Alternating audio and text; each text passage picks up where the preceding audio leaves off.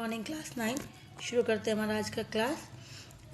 Electoral politics हमने शुरू किया था, तो आज हम लोग डिस्कस करेंगे व्हाट आर इलेक्टोरल कॉन्स्टिट्यूएंसीज। तो हमने डिस्कस ऑलरेडी कॉन्स्टिट्यूएंसीज हमने जो थे लास्ट क्लास में ऑलरेडी हमने डिस्कस किया था कि कॉन्स्टिट्यूएंसीज जो है किसे कहते हैं। तो आज का हमारा टॉपिक ही है कि इलेक्टोरल कॉन्स्टिट्यूएंसीज किसे कहेंगे से, ठीक है। तो in our country area based system of representative if followed नहीं होगा, इस फॉलोड होगा। यहाँ पे प्रिंटिंग मिस्टेक्स है, इसको आप देख लेना, ठीक है। तो यहाँ पर जैसे हमने डिस्कस किया था कि एरिया वाइज मीन्स अगर हम मान लेते हैं कि इतना बड़ा एरिया वन से हम लोग अगर डिवाइड कर लेते हैं तो पर्टिकुलर 1 2 3 4 5 6 जितने सारे हैं, अब मतलब यहाँ पे मान लेते हैं कि हमारे पास जो 12 एरिया है हमने डिवाइड कर लिया। कोई एरिया बहुत बड़ा दिख रहा है आपको, ठीक है, कोई बहुत छोटा दिख रहा है। तो यहाँ पे एरिया वाइज डिवाइड नहीं होती है, एरिया को डिवाइड किया जाता है पॉपुलेशन के बेस पे। तो एरिया किस बेस पे डिवाइड करते हैं? पॉपुलेशन के बेस पे, कि उस एरिया में पॉपुलेशन कितना है, उस बेस पे डिवाइड होती है। तो इसी तरह से नंबर 1 में देखो एरिया स्मॉल है, नंबर 5 में एरिया स्मॉल है, नंबर 9 में स्मॉल एरिया है, वहीं पर ये 4 है, 8 है, 12 में एरिया बहुत बड़ा है। तो इसके अंदर पॉपुलेशन जो है वो बहुत ही कम है, और नंबर 1 में जो है पॉपुलेशन ज़्यादा है। तो अब नंबर 1 एंड नंबर 4 का पॉपुलेशन लगभग सेम है, नंबर 2 एंड 3 में भी सेम है। तो एरिया को इस बेस पे डिवाइड किया जाता है कि सबकी जो पॉपुलेशन हो वो सेम हो। इसी तरह से पॉपुलेशन के बेस पे एरिया को डिवाइड किया जाता है, सो दैट सभी एरिया में जब वोटिंग हो तो सभी को जो वोटिंग नंबर ऑफ जो होंगे कैंडिडेट्स जो वोटर्स होंगे वो सब बराबर हो, किसी को ज़्यादा वोटिंग ना मिले। तो इसी तरह से the area which is been divided for the purpose of election based on population, ये बहुत इंपॉर्टेंट है कि पॉपुलेशन के बेस पे इसको डिवाइड किया जाता है, उसे कहा जाता है उस एरिया को constituencies. So these are called electoral constituencies, क्योंकि इलेक्शंस के लिए किया गया है तो इसीलिए इसको इलेक्टोरल कॉन्स्टिट्यूएंसीज के नाम से कहा जाता है। The voter elect one representative from their constituencies, हर एरिया से उस एरिया में, मतलब ब्लॉक नंबर 1 जो थे हमारा, वो नंबर 1 जो था उसमें मान लो कि 4 पीपल्स आर स्टैंडिंग, ठीक है, 4 पीपल्स आर स्टैंडिंग, और उसमें 4 पीपल्स में अब ये लोग चुनाव लड़ेंगे, अपने अपने स्पीचेस देंगे, प्रचार रैली निकालेंगे और अपने प्रोमिसेस करेंगे कि वो किस तरह से उस एरिया को बेनिफिट करेंगे, उस लोगों को क्या क्या फ़ायदा देंगे। अब इनके बीच में कॉम्पिटिशन्स हो रही है, इन 4 के बीच में कॉम्पिटिशन्स होगा। अब लोगों को लगेगा कि इन 4 में से उनकी एरिया के लिए, इस एरिया के लिए ज़्यादा अच्छे कौन है, सूटेबल कौन है, जो उस एरिया को ज़्यादा और अच्छा से डेवलप करेगा, उनकी प्रॉब्लम्स को सॉल्व करेगा, तो लोग उन्हें वोट देंगे। तो इसी तरह से पर्टिकुलर एरिया के लिए रिप्रेजेंटेटिव कितना होना चाहिए? 1 होना चाहिए। तो मतलब इनमें से किसी एक को ही मान लेते हैं कि नंबर 1 को ही इसको विनर हो गया, तो वो क्या बन गया? वो रिप्रेजेंटेटिव बन गया, वो इलेक्ट हो गया, और उस एरिया को वो क्या करेगा? रिप्रेजेंट करेगा। कहाँ पर? पार्लियामेंट में। अगर स्टेट के लिए है तो MLA हो जाएगा असेंबली के लिए, और MP है तो पार्लियामेंट के अंदर वो रिप्रेजेंट करेगा। तो इसी तरह से एरिया वाइज डिवाइड किया जाता है, आइदर वो MLA के लिए हो या फिर MP के लिए हो। Now, in which they live, the country is distributed into 543 constituencies for the लोक सभा। तो लोक सभा के लिए हमारे इंडिया के अंदर कितने एरिया डिवाइड किया गया? 543, ठीक है। तो 543 है, +2 जो याद होगा, +2 जो है वो प्रेसिडेंट क्या करता है? नॉमिनेट करता है। तो उसकी इलेक्शन नहीं होती है, क्योंकि उसे प्रेसिडेंट डायरेक्टली नॉमिनेट किया जाता है।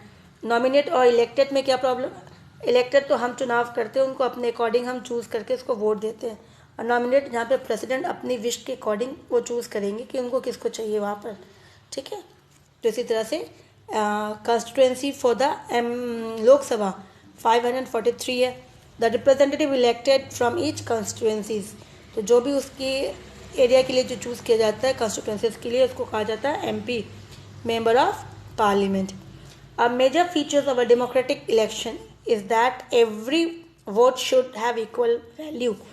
अब वहाँ पे जितने सारे लोग हैं, वोटर्स हैं, सब जो वोट देंगे सबकी वैल्यू इक्वल होती है। इसीलिए that is why our constitutions mentions that each constituency should have a roughly equal population living within it। तो इसी तरह से जिस कॉन्स्टिट्यूंसीज में जो लोग रहते हैं वो लगभग इक्वल होनी चाहिए सभी, ताकि लोगों को इक्वल वोटिंग जो है, जो भी कैंडिडेट्स खड़े हैं उनको लगभग इक्वल वोटिंग ही मिले। लाइक वाज ईच स्टेट, तो ये था हमारा लोकसभा के लिए, लोकसभा। अब हम देखेंगे that is state elections, MLA. MLA में जो होती है, एमएलए में क्या होता है, वहाँ पे उसको बोलते हैं state assembly.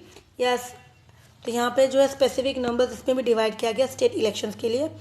Assembly constituencies for the विधानसभा, इसे लोकली देखा जाए तो उसको विधानसभा कहा जाता है, विधानसभा इलेक्शंस। या फिर अगर हम लोग स्टेट असेंबली, ठीक है, इसको स्टेट असेंबली के नाम से भी कहते हैं या फिर विधानसभा भी कहते हैं।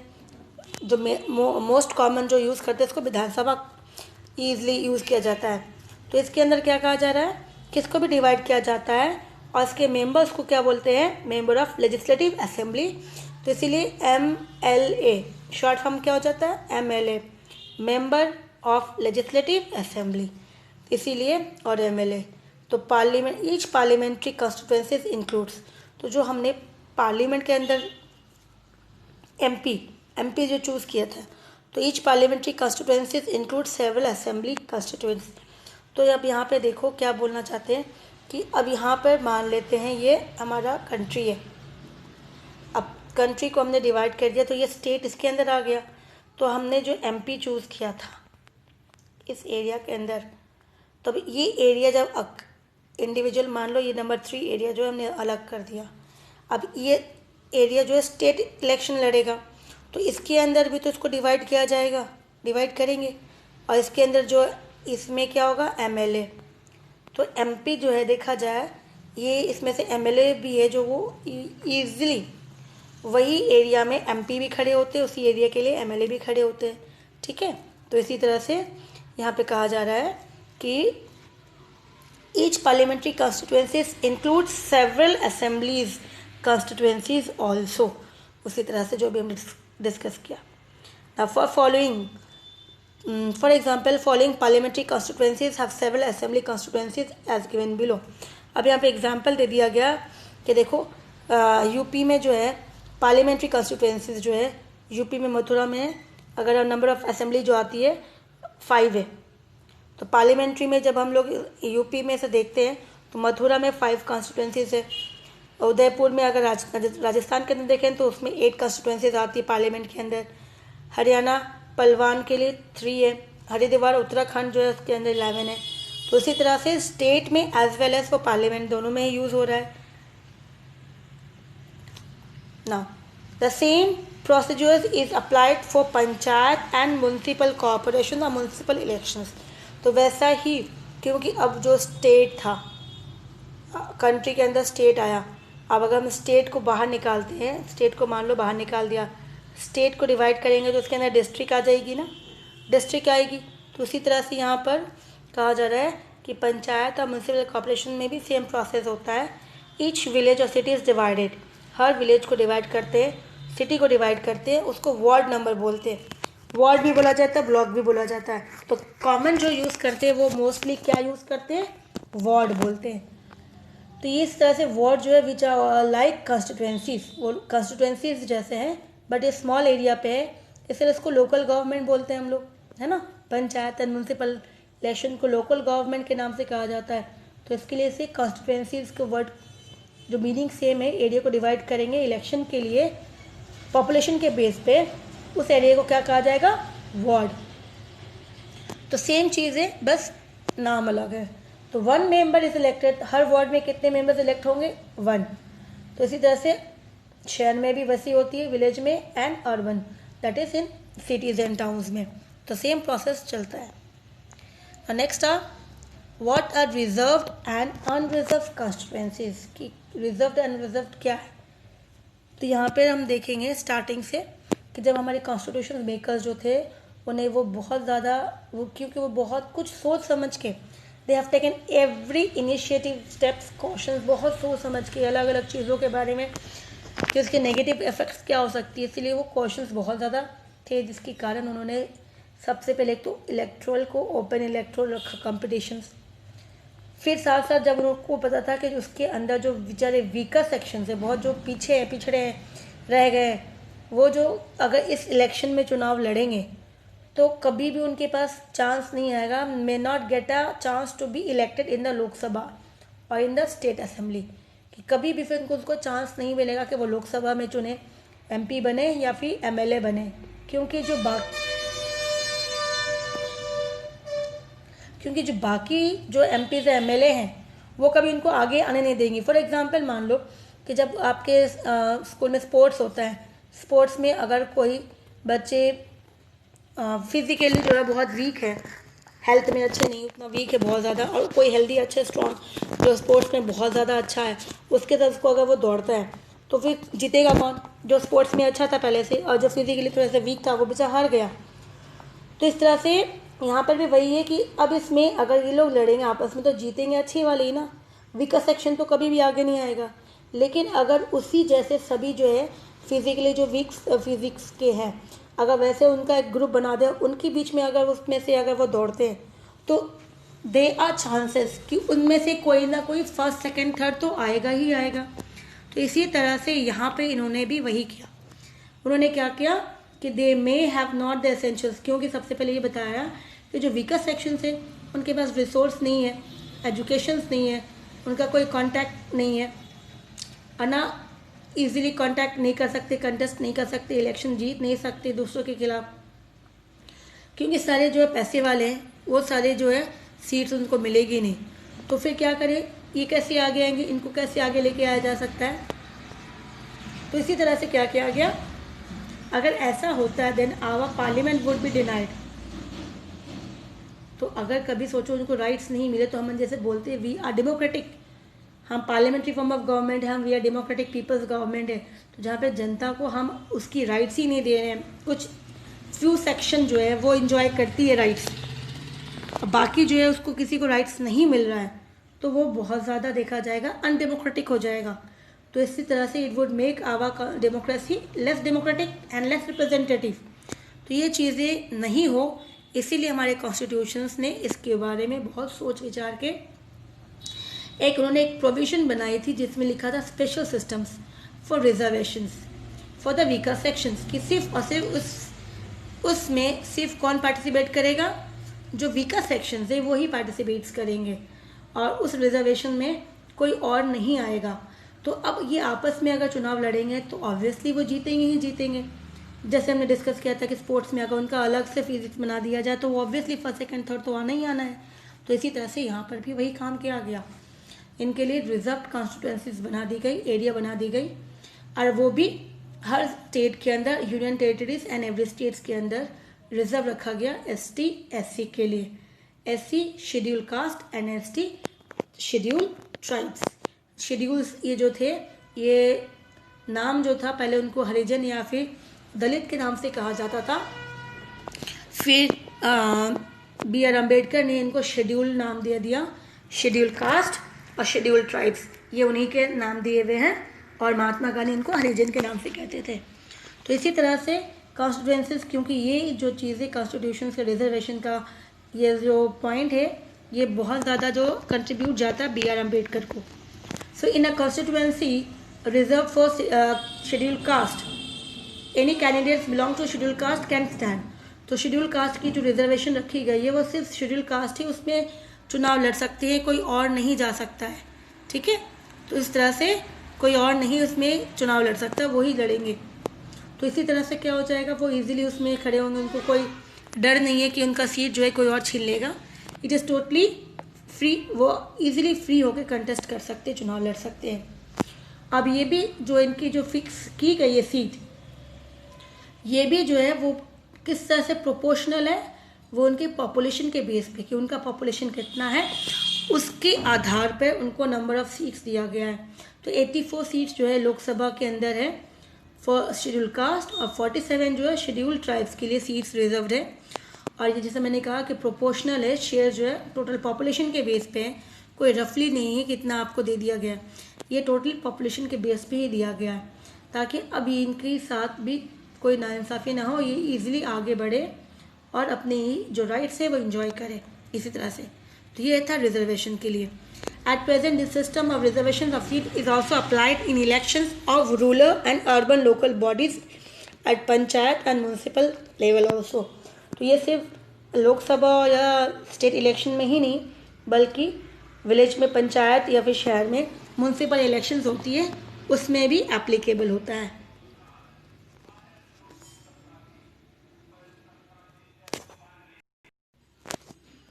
द नेक्स्ट टॉपिक है हमारा voter. What is voter list? ना वोटर लिस्ट क्या है? तो इस तरह से, जिस तरह से आप मान लो कि जैसे आप अटेंडेंस स्कूल क्लास के अंदर आपकी अटेंडेंस लगती है, आपके अटेंडेंस रजिस्टर में जो आपके नाम होते हैं कि कितने बच्चे कौन से क्लास में कौन से सेक्शन में हैं, तो इस तरह कॉल आउट किया जाता है, फिर आप प्रेजेंट है एब्सेंट है इसके हिसाब से।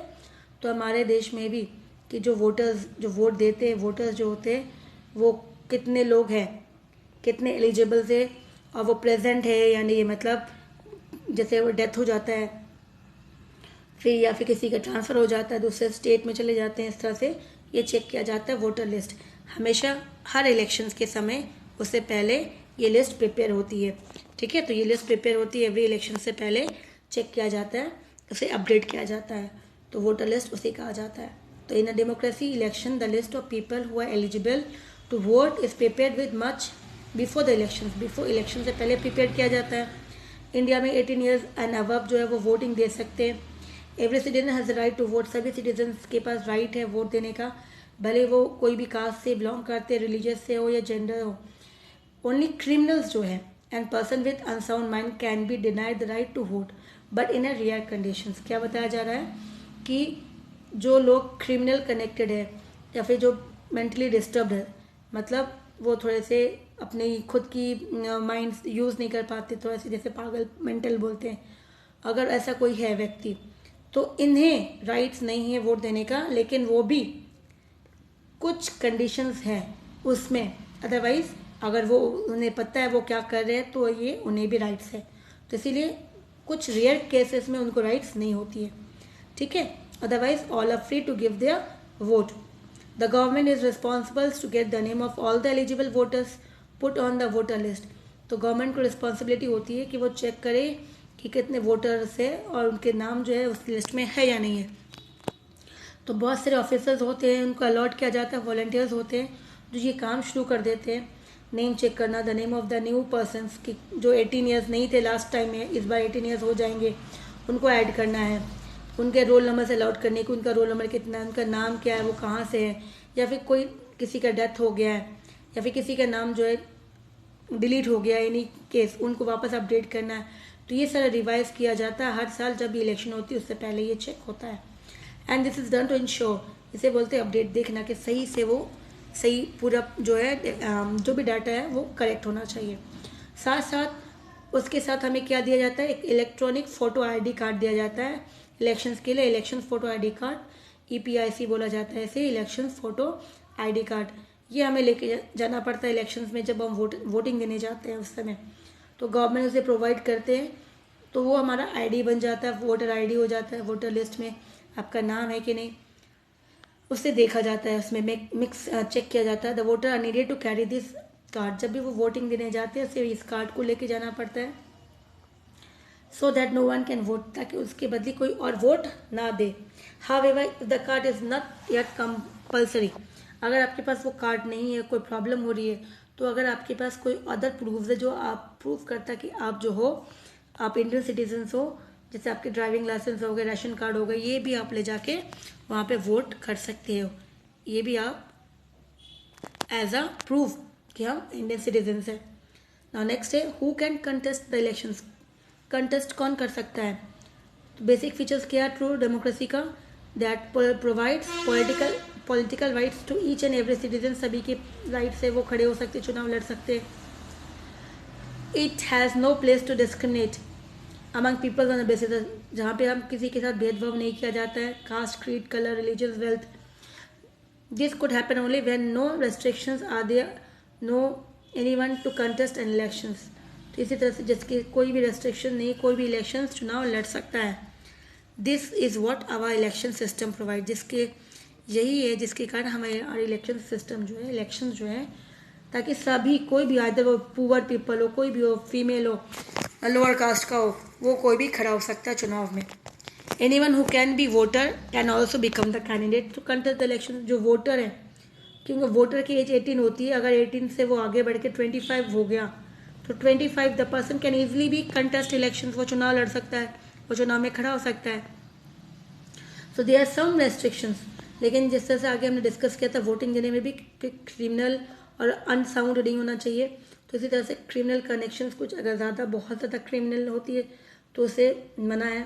However this is applicable to extreme cases, लेकिन वो भी कोई एक्सट्रीम बहुत ज़्यादा होता है तभी उसको मना करते हैं, otherwise all are free to contest the elections above 25, लेकिन उसके एज कितना होना चाहिए 25। Who get the party symbol, अब जो कैंडिडेट्स खड़े होते हैं, नॉमिनेट नाम अपना पार्टी में डाल कि मैं चुनाव लड़ना चाहता हूँ, तो उसके सबसे पहले पार्टी का सिंबल होता है, नॉमिनेशंस होती है, फॉर्म फिलअप करना पड़ता है, तो उसे बोलती है पार्टी टिकट्स देती है, that is the nomination forms होता है, उसमें फिलअप करना पड़ता है। मतलब आप जो है आपने अपना नाम एंट्री कर दिया, अब आप चुनाव लड़ेंगे। साथ साथ we have to deposit nomination form के साथ some money as a security deposit, कुछ पैसे को डिपॉजिट करना पड़ता है, अमाउंट दिया जाता है। In the recent year a new kind of declaration has also been introduce. साथ साथ पैसे सिक्योरिटी डिपॉजिट के साथ साथ सुप्रीम कोर्ट ने कुछ डिटेल्स मांगी है जो बहुत ज़रूरी कर दिया गया। पहले ये नहीं था, लेकिन रिसेंटली विद इन 10 डिकेड्स में देखा जा रहा है ये कंपलसरी कर दिया गया है कि कैंडिडेट्स जो है लीगल डिक्लेरेशंस करेंगे। लीगली मतलब पूरा वो झूठ नहीं होना चाहिए, अगर झूठ हो गया तो वो उनके लिए बहुत प्रॉब्लम हो सकता है, शायद वो चुनाव नहीं लड़ सके, इलेक्शन नहीं लड़ सके। तो सबसे पहला क्या है कि उनकी कोई क्रिमिनल कनेक्शंस है या फिर कोई केस पेंडिंग है, ये वाला, डिटेल्स ऑफ एसेट, उनके पास कितनी प्रॉपर्टीज़ है, कितनी ज़मीन है, कितना कैश है, फैमिली बैकग्राउंड क्या है वो पूरा बताना है, एजुकेशन क्वालिफिकेशंस कितना है उनका। फिर this information has to be declare publicly, ये सब होने के बाद इसे पब्लिकली डिक्लेयर कर दिया जाता है, जनता के पास ये न्यूज़ आ जाती है थ्रू मीडिया। उसके साथ साथ it provides a chance to the voters. अभी इसके साथ क्या हो जाता है, वोटर्स के पास अब वो अपनी दिमाग लगाएंगे कि उनको वोट किसे देना है, क्योंकि जो भी डिटेल्स हमें मिली वो डिटेल्स जनता के पास चलेगी। अब जनता देखेंगे, सोचेंगे कि इनके लिए कौन सा कैंडिडेट ज़्यादा अच्छा है, इसी हिसाब से, ठीक है। फिर आता है नेक्स्ट टॉपिक है required educational qualification to contest elections, कि अगर हमें क्वालिफिकेशन करनी है, मतलब आपको इलेक्शन लड़नी है तो आपके पास क्या क्वालिफिकेशन होना चाहिए। तो इससे पहले यहाँ पे कहा जा रहा है कि क्या ज़रूरी है टू बिकम द मेंबर और टू कंटेस्ट द इलेक्शन, अगर आपको चुनाव लड़ना है तो उसके लिए आपको पढ़ा लिखा ज़रूरी है होना। तो यहाँ पे कुछ एग्जाम्पल से हम डिस्कस करेंगे कि क्या बोलना चाहते हैं। तो when we apply for a job, जब भी हम कोई जॉब के लिए अप्लाई करते हैं तो हमें सबसे पहले देखना पड़ता है मिनिमम क्वालिफिकेशंस क्या है उस जॉब के लिए। If there any some provisions to education qualification regarding the candidates of contesting the general election in India. तो उसी तरह से कि जब चुनाव लड़ेंगे तो उसके लिए भी क्या क्वालिफिकेशन रिक्वायर्ड है, कितनी क्वालिफिकेशन है इंडिया के लिए। तो आंसर है no, there is no requirement, compulsory कुछ भी नहीं है कि आपको एजुकेटेड होना ही है। क्यों? क्योंकि हमारे देश में अभी भी 40% जो है वो अनएजुकेटेड है, 60% एजुकेटेड है। तो मतलब हमने 40% जो है जनता से उनके राइट्स छीन लेंगे कि आप चुनाव नहीं लड़ सकते क्योंकि आप अनएजुकेटेड हो।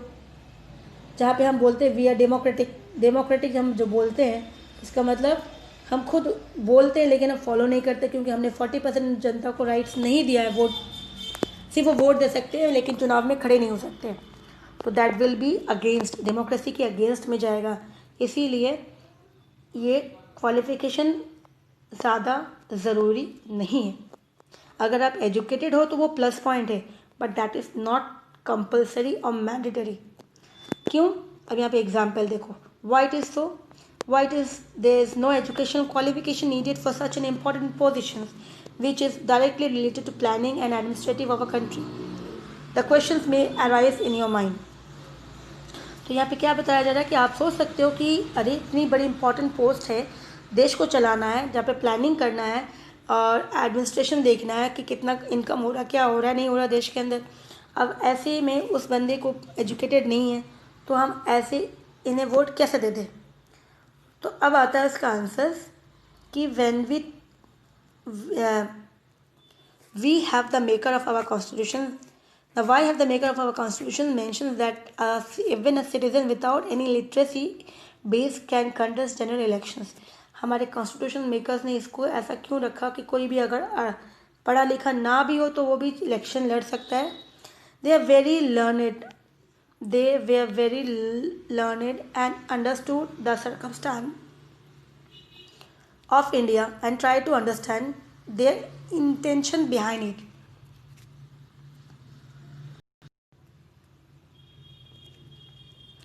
क्योंकि उन्होंने वो जो भी थे जिन्होंने कॉन्स्टिट्यूशन में फॉर्म बनाने में फ्रेम करने में पार्टिसिपेट किया था, they are totally learned and they understood कि ये कंडीशंस जो है इंडिया में होगी, क्योंकि इंडिया के अंदर सभी लोग जो है एजुकेटेड नहीं हो पाएंगे इतनी जल्दी, और जो अनएजुकेटेड है उसके पास राइट्स छीनना बहुत बड़ी बात हो जाएगी। क्योंकि डेमोक्रेटिक कंट्री में जहाँ पे हम बोलते हैं जनता की रूल चलेगी, पीपल्स रूल्स, वहाँ पे 40% पीपल्स को अब अगर हम राइट्स नहीं दे रहे तो वहाँ कैसे रूल्स होगा।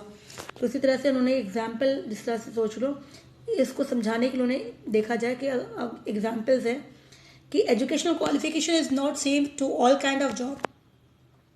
एजुकेशनल क्वालिफिकेशन जो है सभी जॉब्स के लिए बराबर नहीं होती है, मायने कंपलसरी नहीं होती है। The relevant qualifications for selections to the Indian team, यहाँ पे एग्जांपल दिया गया है कि अगर आप लोग इंडियन टीम में क्रिकेट में अगर आप पार्ट लेना चाहते हो तो आपका डिग्री नहीं देखा जाएगा कि आप कितने क्वालिफाइड हो, क्या देखा जाएगा कि आप बैटिंग एंड बॉलिंग कितने अच्छे से करते हो, विकेट कितना लेते हो, ये इंपॉर्टेंट होता है।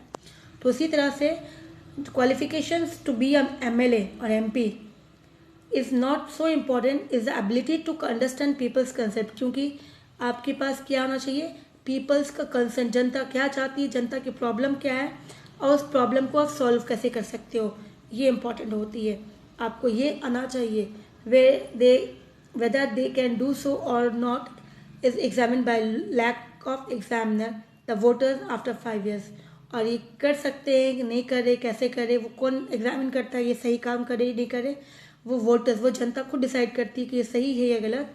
क्योंकि हर एवरी 5 years में उनका एग्ज़ाम होता है। मान लो उनके जब इलेक्शन होती है तो इलेक्शन में उनको वोट देते हैं, अगर वोट उन्हीं को मिलता है तो मतलब वो एग्ज़ाम में पास हो गए, अगर वोट उनको नहीं मिलता मतलब वो एग्ज़ाम में फेल हो गए। इसी तरह से even if education are essential, it should be left to the peoples to decide how much important they give to educational qualification.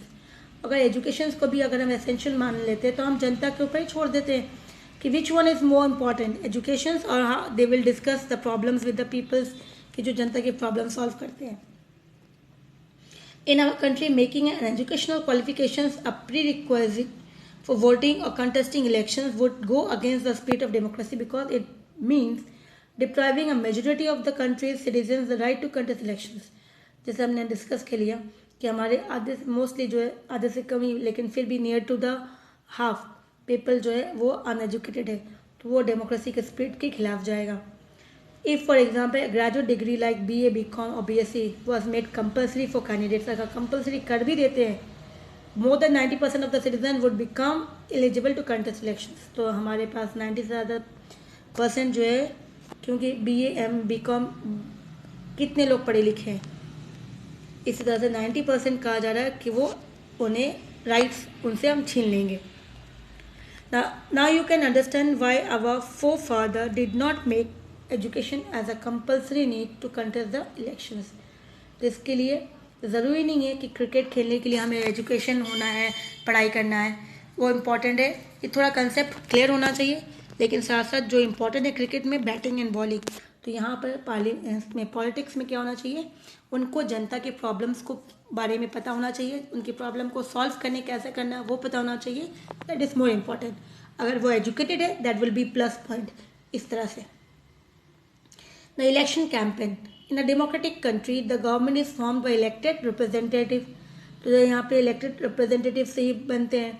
This representatives are elected by, इनको कैसे चूज़ किया जाता है, कास्ट करते हैं हम, वोट देते हैं। By the citizens on the day of elections declared by the erectile body, कि जो हमारी इलेक्ट्रल बॉडी है कमीशन से वोटिंग डे डिस्कस करती है। इसके बाद फिर वो पोलिंग डे होता है कि हम किस दिन वोट देने जाएंगे। फिर उसके बाद पोलिंग डे जब होती है जब हम वोट देने जाते हैं, फिर फिक्स डे, उसके बाद पोलिंग डे के बाद फिक्स पीरियड होता है 2 to 3 वीक्स के बाद पॉलिटिकल पार्टीज जो पब्लिकली वहाँ पर फिर उसकी काउंटिंग होती है। फिर उस काउंटिंग के बाद पब्लिकली पॉलिसीज जो भी होती है वो टेलीविज़न डिबेट्स में, मीटिंग्स, पब्लिक मीटिंग्स में डोर टू डोर जाते हैं। तो यहाँ पे इलेक्शन से पहले जो भी वोटिंग से पहले कहा जाता है कि कुछ समय पहले से वो उसकी प्रचार बंद कर दिया जाता है, लेकिन जब वो प्रचार करते हैं टेलीविज़न के थ्रू होता है, पब्लिक मीटिंग्स के थ्रू होता है, डोर टू डोर जाते हैं, वो प्रचार करते रहते हैं। तो इसी तरह से ताकि लोग उसकी जो पॉलिसीज़ है, पब्लिक पॉलिसीज़, उसके बारे में समझे, उनको समझे और उन्हें वोट दे इसके बेस पे, ताकि फिर जब वो वोट कंटेस्ट जब वो खड़े होंगे लोग उनको वोट दे। अब पोलिंग डे जो होती है फिक्स करते हैं, कौन फिक्स करता है डे को? इलेक्शंस कमीशंस, ठीक है। तो इस तरह से तो आज हम लोग यहीं तक रखते हैं, नेक्स्ट क्लास में वापस शुरू करेंगे election commission, that was election campaign से, ठीक है। तो अभी आप जो है चैप्टर्स वीडियोस को देखेंगे, चैप्टर्स को एक बार रीड आउट कर लेंगे। Till then take care.